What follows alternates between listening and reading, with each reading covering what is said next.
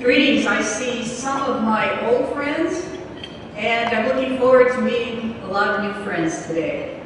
Thank you for taking time out of your busy schedule to be here. I wish we were all a little bit closer together, so I hope you can hear me way back, and I hope to get comments from all of you in the back as well. I am so happy that you are here, and as Elise said, I would not ever say I'm an expert in negotiation. This is a field where I am continually humbled by what I learned. And I've studied this field of negotiation, starting out in political science, foreign policy, and now teach at Thunderbird, which was a one-year job that turned into a 20-year job. So I've stayed ever since that first one-year experimental contract. So I like to study this field called negotiation. And when I talk about negotiation, I say, negotiation is a basic means of getting what we want by working through others. And that can be nation states, getting something from each other in trade policy or foreign policy. It can be management and labor. Labor needs something. They have to work through management to get it. Buyers need to work through sellers. Husbands need to work through wives. Students need to work through professors. So what I'd like to look at is negotiation from all of these points of view. And I think the field of negotiation in and of itself is a pretty complex topic area. But when you add the cross-cultural element, it becomes even more fascinating. So before we start talking about some of the things that we cover in the online course and in some of the face-to-face courses that we do on campus, I'd like to ask you all a question. First, have you ever experienced culture shock? I see some nodding heads, raising hands. So, because I'm a professor, I'd like to define terms first. First, I would like to define culture. Have you ever been in a situation where the norms, the values, the way you're rewarded, the way you're reinforced, what you come to expect in that particular organization, or maybe that particular team, or as a result of the national culture? There's a particular way of doing things. So that's a cultural element. I call it the software you carry around in your brain. That becomes acculturated, rewarded, reinforced by particular boundaries, whether it's your organization, your family, the discipline that you've studied, or your nation state. Now let's talk a little bit about shock. Shock is that experience that has both a physical, psychological, and social and intellectual implication. Have you ever had that experience where, let's talk about a new cultural experience. You get a new job, you get to go to a new country, you get to experience a new team, and you get this honeymoon period. It's so much fun, you can't believe how lucky you are. And then all of a sudden, you can't stand the way that they talk to you. You miss your old team, you miss your old country, and you go into what we call shock. And some of that at times that almost feels like paralysis. Sometimes it feels like depression. But in reality, it does impact us on performance. If I am to lead a team and I'm in culture shock, what is that feeling of depression? That feeling of paralysis, of disappointment. Most importantly, disappointment in yourself. So what I would like to look at is how to remain high-performing negotiators, getting what we want by working through others, even though we experience culture shock. So the first thing I would like to say to all of you who said, you can remember a time you experienced culture shock? Did you know that you were experiencing culture shock at that time? I wish I would have known what culture shock was the first time I had that experience. I didn't know that such a thing existed. So unconsciously, I was starting to feel a lack of performance. So my example, from my experience, first time I had to negotiate in a cross-cultural setting was in one of my past lives. I had an opportunity to work at a scuba diving resort in Roatan, Honduras.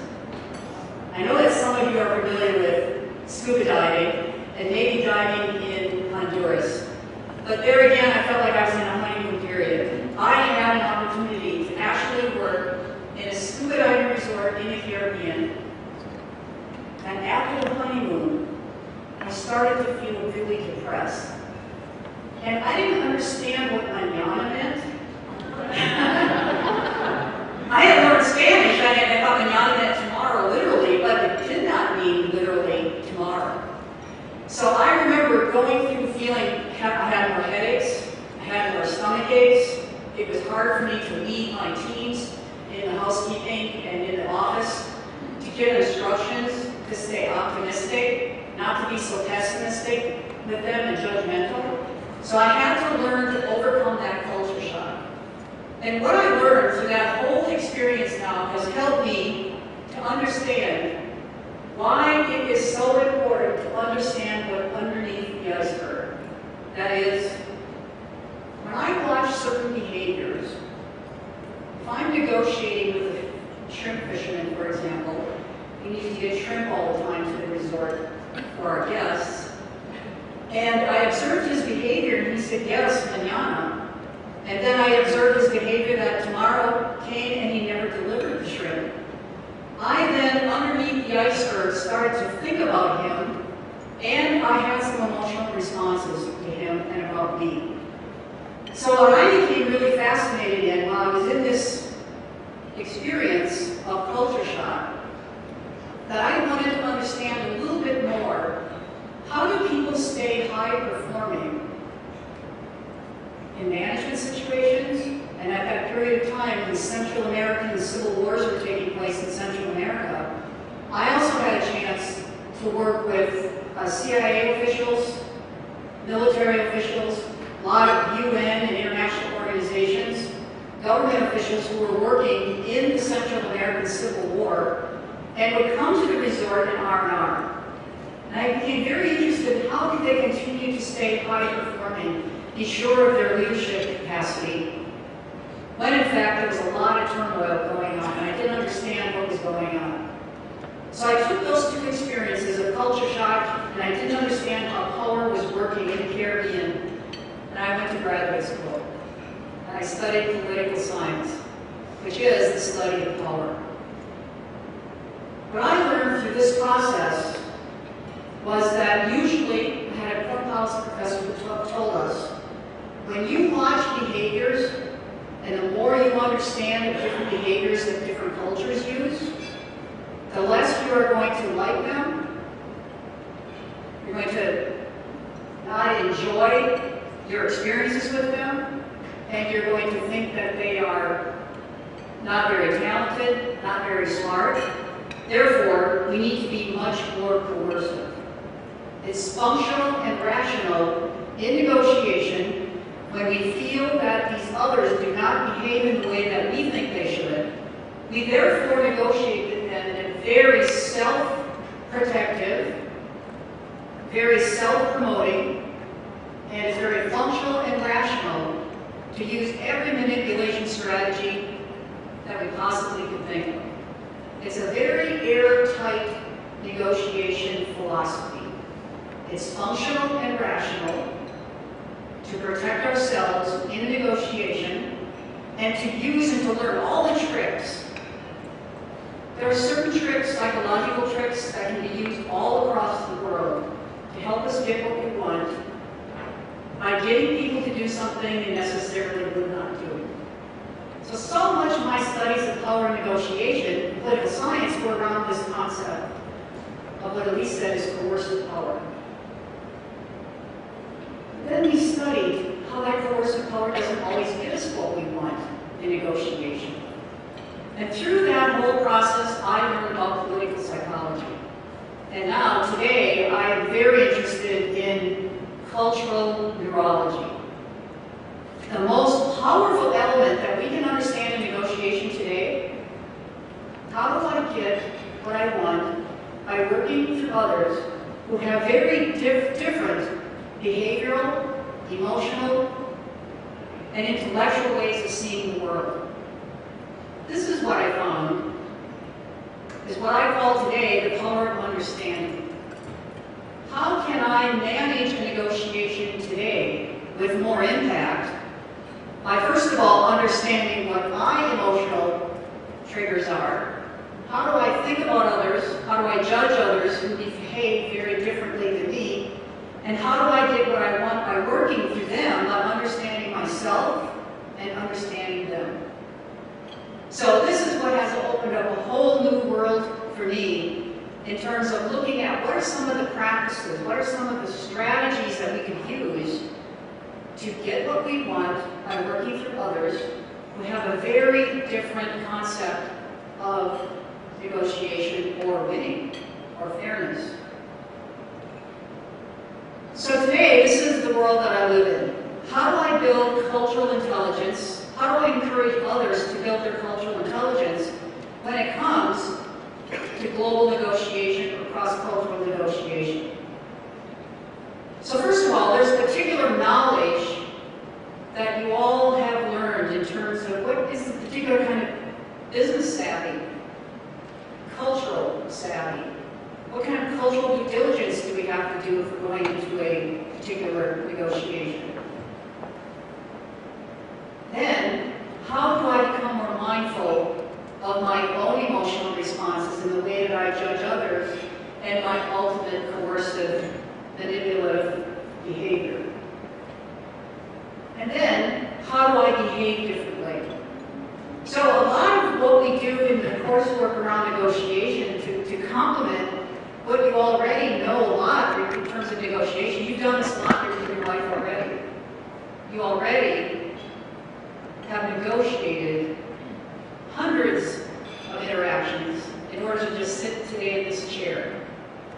And what I'd like to do today is bring to a more conscious level some of the practices that have worked very well for you, and what are some others that you would like to spend a little time developing for yourself. And it may mean, and those of you who are familiar with Thunderbird spend a lot of time on what we call global mindset.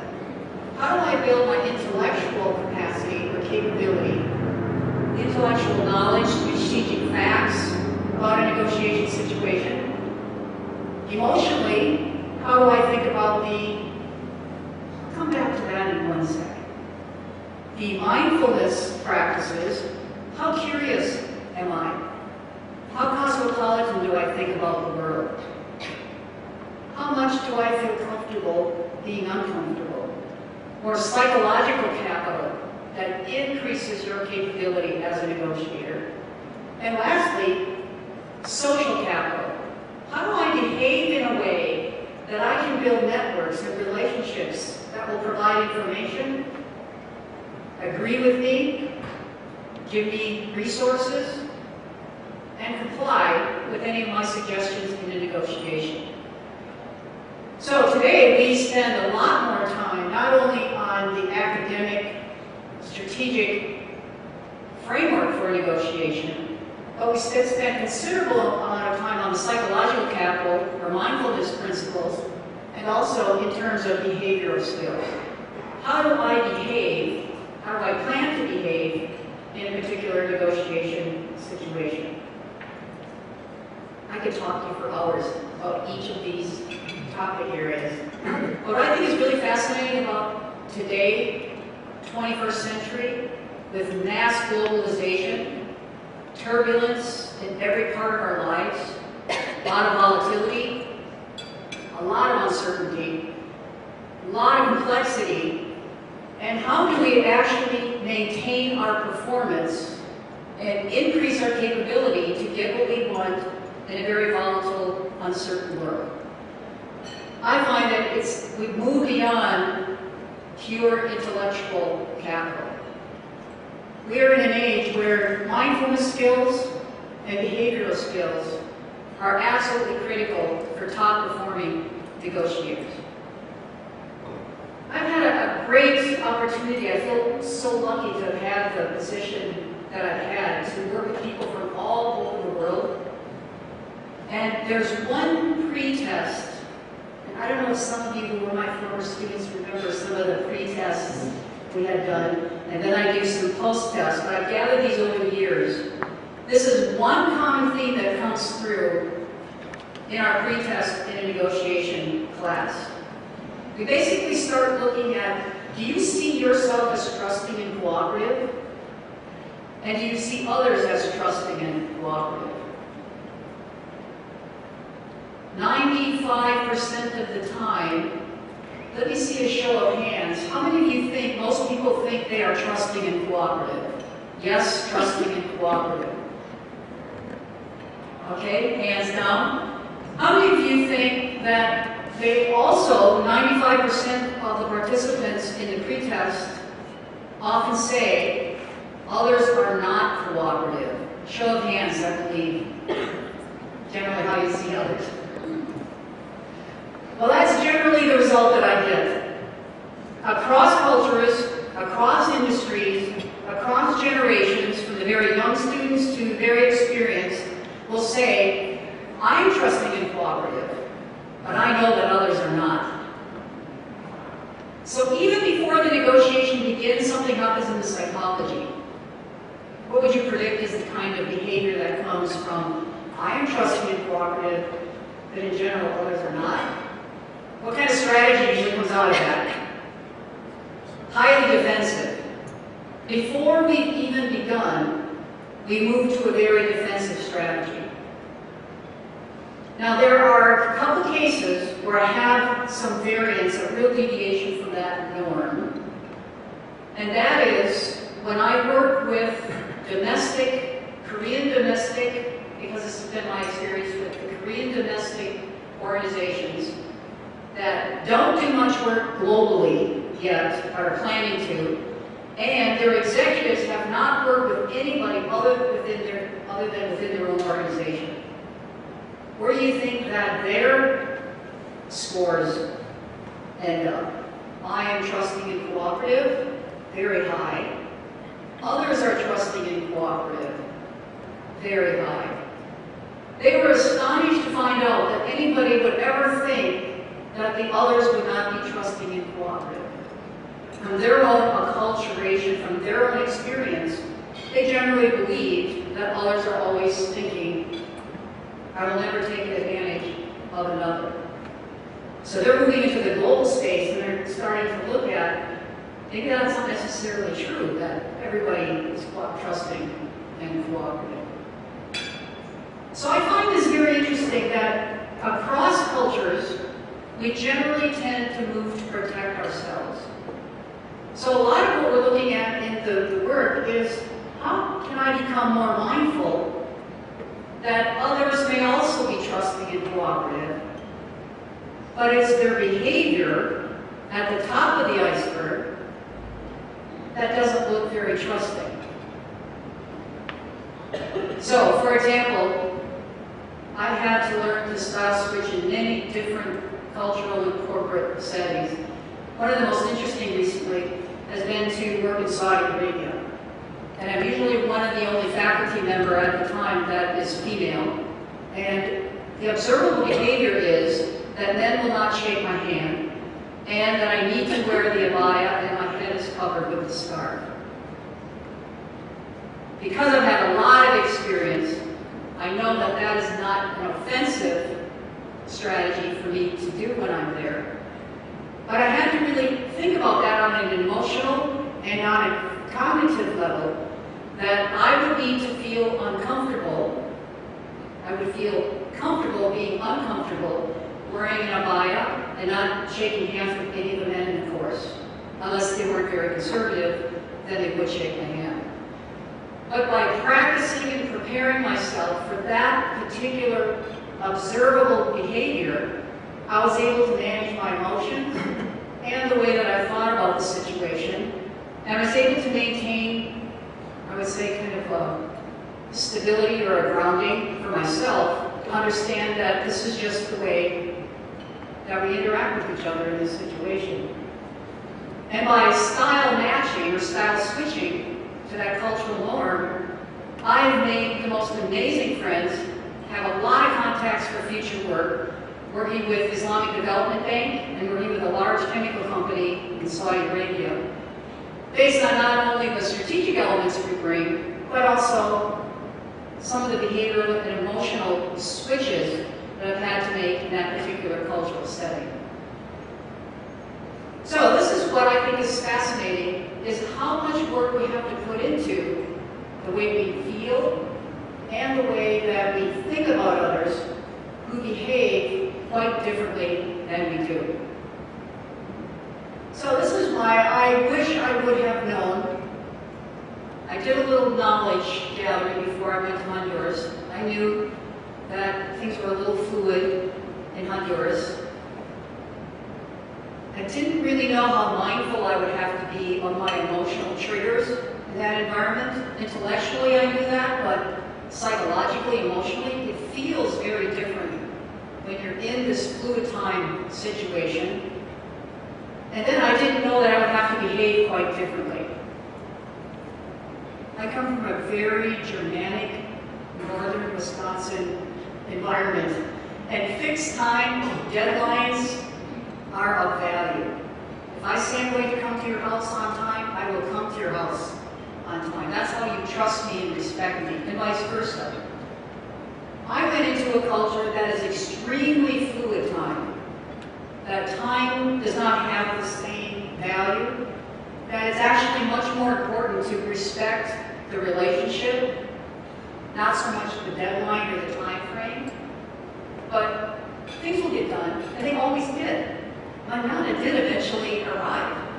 But I didn't realize how much I was going to have to change my behavior. That planning on something arriving on time, I needed to be so flexible and adaptable to when things were going to be delivered, and just be resourceful about filling in when things weren't available. But the engineer who ran our own generator, we had our own generator, he would come out at 3 o'clock in the morning in a storm to fix the generator because we had built a good working relationship. So maybe he never delivered things on time, but he would actually come through when there was an emergency. So the social capital we had built up was a source of power in that situation. So today, we have tools. And some of you who have had this in our courses know that today we have, from anthropology, we have learned from anthropologists that yes, in fact, in different cultures, organizational, national, disciplines that we work in, we have very different cultural orientations. So now we can measure that, in fact, for my own particular acculturation, I have what can be measured in what we call a COI, or a cultural orientation indicator. And some of you might have seen this in terms of culturograms, or Globe Smart Hyperion has another assessment tool. But increasingly we are finding that if we can understand what our own cultural preferences are, we are able to do some gap analysis. I understand where we have gaps, and then we are able to then style switch, do cultural dialogue, and then to mentor and coach others as part of our leadership in negotiation. Could I see a show of hands, how many of you have taken the COI, either through courses we've done on campus or in other work situations? How many of you have ever taken the Hyperion or Globe Smart assessment tool? Okay, so this is something that is beginning to be used, in particular in leadership and in negotiation work that we do in terms of how do I know when to style switch, and how do I know when I have a preference that may be in complete conflict with somebody else in my team. So I showed you my particular COI just as an example. So what does this actually mean? What cultural anthropologists have told us is that across cultures, these areas, they cut across cultures. However, our preferences within these dimensions, pieces of the pie, may be different. So let's just take one example. Since I've been talking already about time, let's look at the element here, the slice of the pie called time. Let's look at the fixed time right there. And some of them you see 2 stars. Now the 2 stars mean you're highly attached to, or you really love this, you're committed to this dimension. So, for my fixed time, I'm not completely 2 stars on fixed, meaning that deadlines are important. Even though I've had a lot of experience to become more respectful and understanding of fluid time, I still have a preference for fixed time.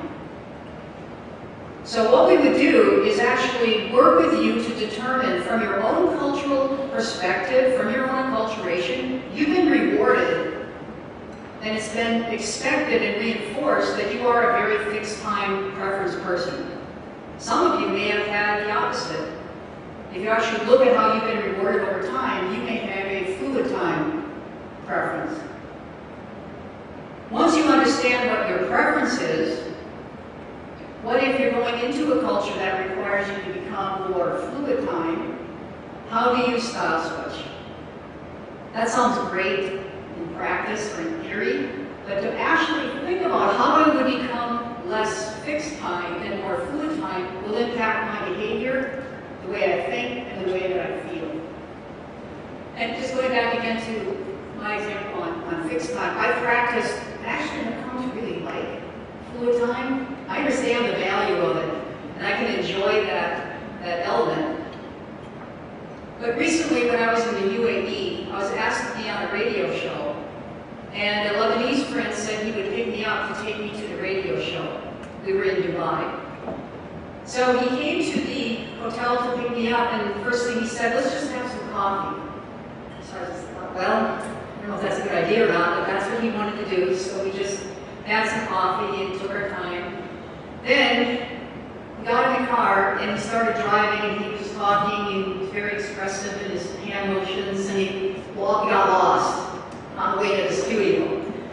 So my heart is starting to race because I felt that it would be very disrespectful to show up at the studio late for a live radio show. I was so nervous, and it just shows how emotionally these triggers hit us. I'm so attached to the fixed time element. And we got to the studio, and she just welcomed me, and she was so happy that I was there. And she had just put other tapes, other shows in her unit, production unit, and she just produced the whole show waiting for me to get there. And it was not a big deal to her at all. She was used to this kind of fluid time. Be resourceful, be adaptable, fix the situation, and she was very gracious. So I had to learn to stay gracious, even though my heart was racing and I felt that I was being very disrespectful.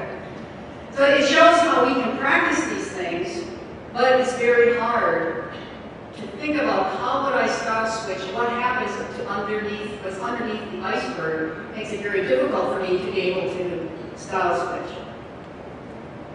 So we've done this with several of you that are here, is actually have you look at your own personal cultural preferences. And this is really what's underneath the iceberg for you, what you are even subconsciously attached to, that will make it very difficult for you to be able to problem solve, to be able to lead, and to be able to agree with others who behave quite differently than you do. We have found this to be an extremely radical approach to thinking about how do I negotiate with the Chinese, for example. I don't spend time studying the Chinese first. I spend time studying myself first and looking at how I look at them with my own cultural filter. As a result of the work that I've been doing in the cross-cultural space, I was so lucky to have been invited to work in a National Academy of Science project, which is on the culture, it was called Culture of Neurology. What have we learned in the 21st century around how we can read others' intentions based on what we've learned in neuroscience? I was the only social scientist on a panel of medical psychologists and neurologists who are studying the brain and how we can learn today to read other people's brains. So I'm so lucky to sit in this process to hear the kinds of things that are coming out, still in the research in neuroscience, by the way, all the scientists will say, even in the next 20, 30 years, we will not, in any kind of scientific true way, be able to read others' intentions. They said that's all science fiction. Yes, we can read your sweating, we can read your dilation, we can read your heart rate, but that doesn't really tell us your intentions. So a lot of what they had concluded is that what we're doing in cross-cultural work helps us to understand more how to read others' intentions. First of all, we need to know that we're reading others' intentions from our own preferences. Everything is judged based on our own preference. So that may not be true, the behavior that you're reading, but it's if we are aware that I'm reading your behavior based on my own filter, good or bad, therefore, I can tell you what that behavior means. So the way we can suspend judgment to be more aware of how we are making decisions and how we read others' behaviors and intentions, that is the first step in truly being able to understand how would I influence others to agree with my suggestions. Just one other quick little scientific thing I'd like to just say that I found so fascinating in this project was, first of all, they have these no-lie MRIs. Have you heard or seen some of these? Rather than using the lie detector, now they actually can read the brain patterns and brain formations, and it's called no-lie MRI as a way to help. Again, we can see brain patterns, but they all will say, it does not really tell us how to read with any certainty someone else's intention. But what they did find in studies around negotiation, which impacts my world in terms of the students and the executives I work from both the East and the West, this is one very, very basic study. Any neuroscientists here can help me explain this a little better? Basically, they took a population of Western negotiators, and they measured their brain capacity, parts of the brain that were operating, where they could show that oxytocin, or the trust hormone, is starting to be excreted. Trust is starting to develop in the Western brain with the MRI strategies. When you say you're going to do something, and you do it, then I will trust you. That's how they measure trust in terms of the brain, or the software in the brain says, this is when I will trust you. So we think about that in the West. If I were to build trust with you, I would expect that we will say we're going to do something and then you deliver it, then I will trust you. Now, when they did this on the Eastern population, during their negotiations, they found that the activity and the oxytocin was being excreted at the time when the negotiator believed that the other party was interested in staying committed to the relationship, staying focused and curious about all the contradictions that surrounded the context of that particular situation. Not so much that you delivered something on time, but that you stayed devoted to and committed to the relationship itself. Then, when they felt that experience, they started to trust you. So when we think about building trust in a negotiation, we have one perspective of building trust, but then there's another perspective of building trust. How do we use our mindfulness, our knowledge, and our skills to build working trust? Because that has become so important in negotiation situations. So another example of how we're spending a lot of time looking at your own neurology, how your brain has been enculturated from your own cultural experience to have preferences for fixed versus fluid, being versus doing. I've actually become a very being person because of all the experiences that I've had working in developing countries where doing isn't always the most critical element to gain a relationship. High context versus low context communicators.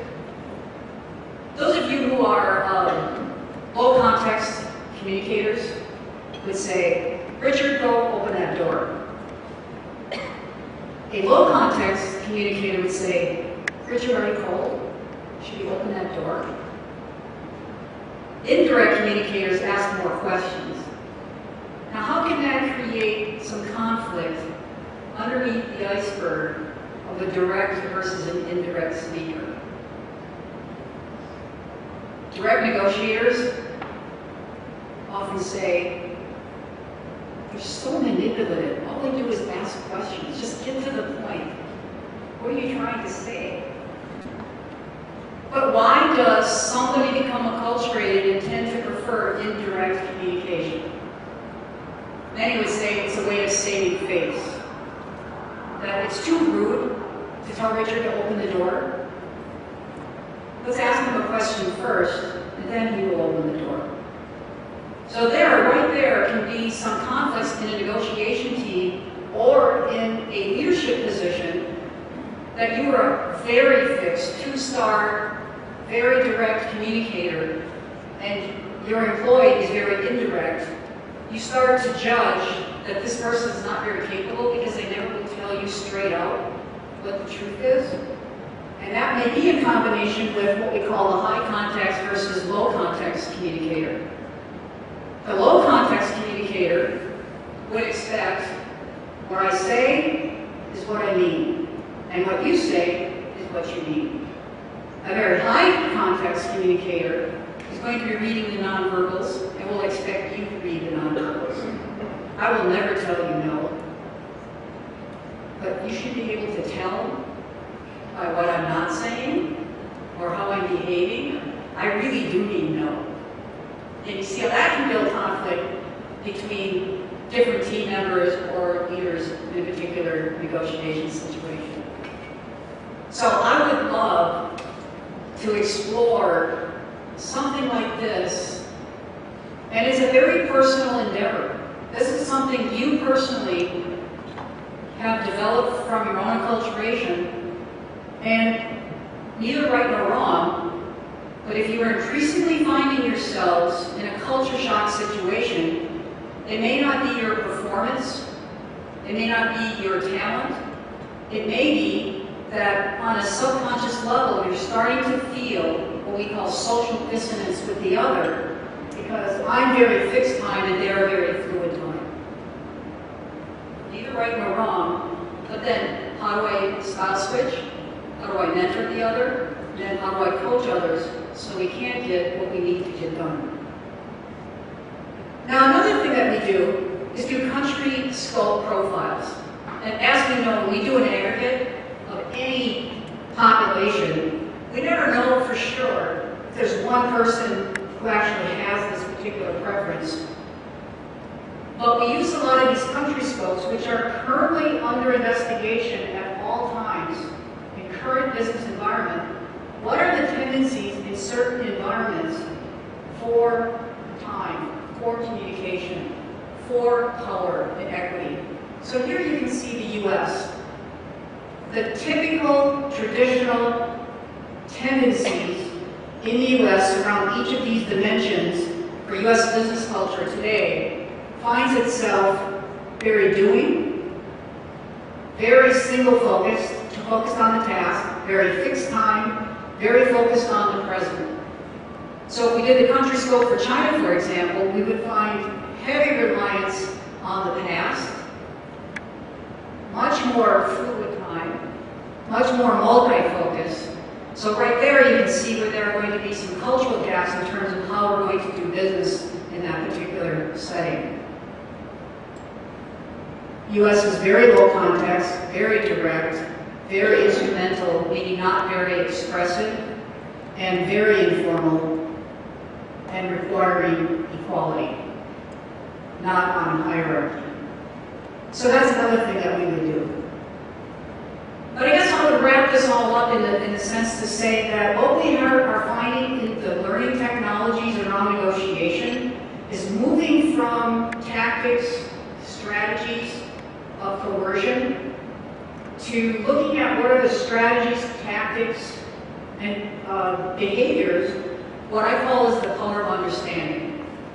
The more that you understand yourself, the more you understand about others, the more that you can sense the signals that are coming from the turbulent organizational or multicultural environment, the more you can read those signals, the more that you can adapt to those signals.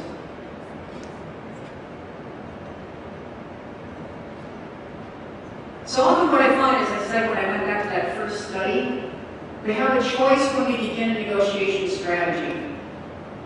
Shall I move down the strategy of the power of coercion, or move down the strategy of the power of understanding?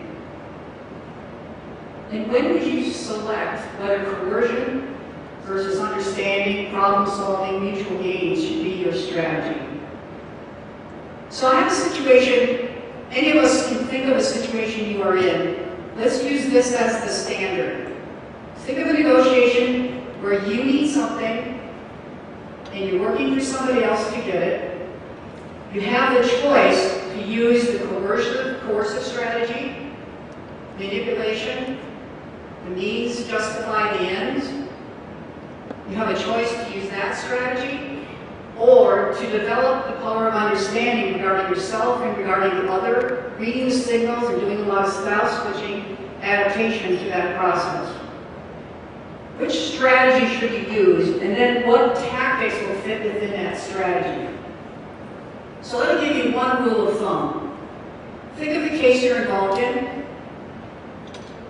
Does the relationship matter or not? Does the relationship matter to get the agreement? And more importantly, does the relationship matter in terms of getting it implemented or the workability in the end? If the relationship does not matter, then the selection of the power of coercion might rule. Develop that as your strategy, develop that as your tactics.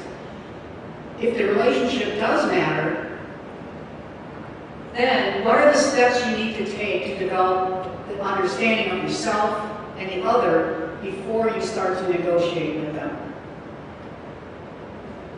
Anyways, it's easier to just select coercion. So oftentimes, what I have found is that using the power of understanding method requires us to understand ourselves and others. What I find, it comes from the world of, the multiple intelligence world, that we need to understand ourselves, our intelligence, on all of these multiple levels. So if you have to do a very quick prep, think for yourself, how am I thinking? Do I need more analysis? Do I need more facts? How am I actually thinking about my self-interest in this situation? And how am I feeling? Do I know my own emotions? Do I know others? Can I read others? Can I manage my own? And can I manage theirs? The other is, how do I connect? What's the social capital? What are the ways that I support and develop others when I'm in a negotiation, as opposed to just thinking about my own self-interest in that negotiation? The other is to think a little bit about how I'm performing. That is, physically, am I tired? Am I hungry? Am I ill? Is that other party ill? Tired?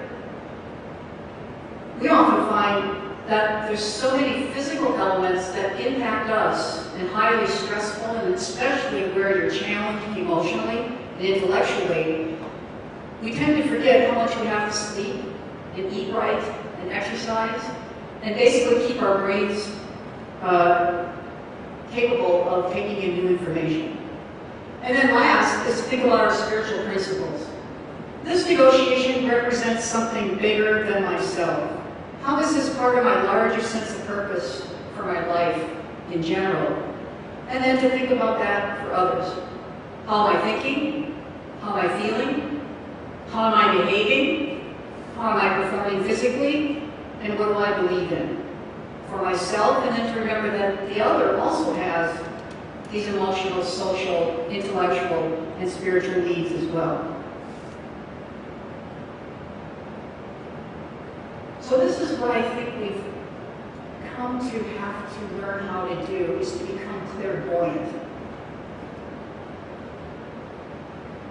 When you think about adaptability, and you think about behavior, What I see today in this volatile world, in order to have vision, in order to be able to have clarity, in order to be able to manage complexity and to have certainty, we need to be more buoyant.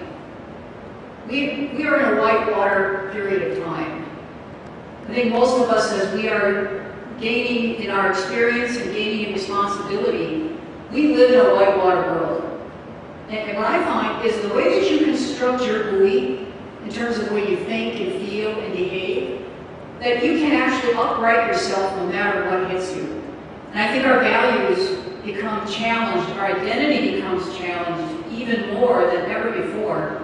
What I've found is this ability to have vision and clarity and to sense what's happening around you, and then to be able to buoy yourself or right yourself as these things take place. But I think that this is one of the major keys in terms of cross-cultural negotiation in particular, is how do you construct your own buoy? What is the basis or the foundation for your value system? And as we were just talking about in the COI, how do you style switch but stay true to your own identity, to your own values? I think it's a very high level performance is to be able to style switch but yet have your own true identity and maintain close to your own values. So I like to think about a decision point like this. This is not very pretty. This is all I can come up with so far. It is to think about how we would love to have control. We would love to have a lot of control in a very difficult negotiation situation. Good luck. It has limited utility in terms of the kind of complex social and strategic interests that I see more and more of us have to face. That it is very difficult to control the whitewater. However, when we start thinking about using this power of understanding or feeling very comfortable being uncomfortable, we almost go through a free fall. It's a very uncomfortable feeling. It's a free fall kind of notion. And in interviews that I've done with people who enjoy the whitewater, I have found that they don't just think strategically, they do a lot of their own emotional, spiritual, physical, and behavioral work. Spend quite a bit of time mining that for themselves. Once they find themselves in that kind of buoy, then they're able to enjoy, to be curious, to right themselves, no matter what happens. And what I found that achieving and working toward this kind of clairvoyance increases what I find are optimal and very creative outcomes in a negotiation.